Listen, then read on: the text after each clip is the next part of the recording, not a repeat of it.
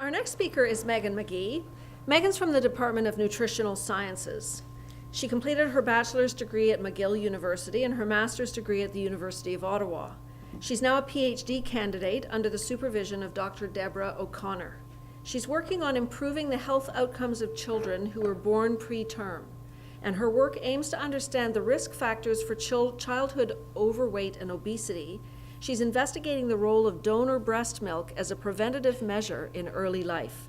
In addition to her completing her PhD, Megan is also the founder of the epidemiological consulting firm EpiConsult. Very low birth weight infants account for 1% of live births in Canada. That's 400 babies born every year, weighing less than 1,500 grams or 3.3 pounds. These fragile infants are born roughly 3 months earlier than expected and are immediately rushed to the neonatal intensive care unit.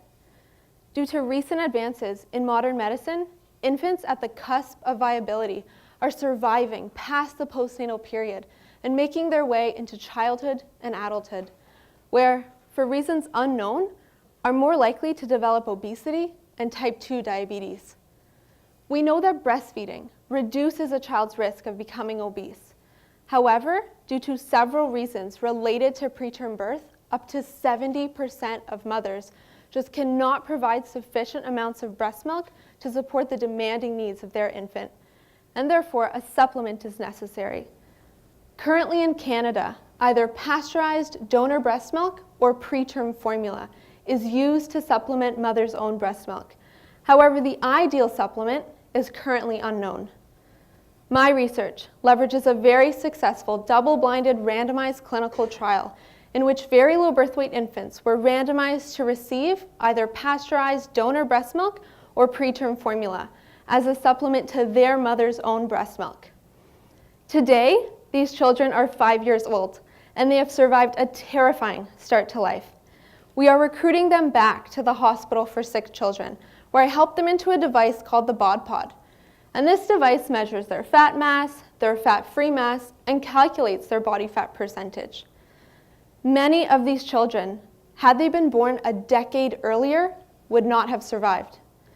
This is one of the only studies to assess very low birth weight infants in early childhood, and it is the first and only study to examine the effect of pasteurized donor breast milk on body composition. We expect the immune and metabolically active components present in pasteurized donor breast milk to improve body composition in 2 ways: by reducing their risk of overweight and obesity, and by lowering their body fat percentage and stimulating lean mass accretion, which is crucial for motor development, for glucose metabolism, and for reducing their risk of type 2 diabetes. Because preterm formula lacks several of the important bioactive components and just doesn't stack up to breast milk, perhaps donor breast milk is the ideal supplement for these fragile infants who are at an increased risk of chronic disease in later life. Thank you.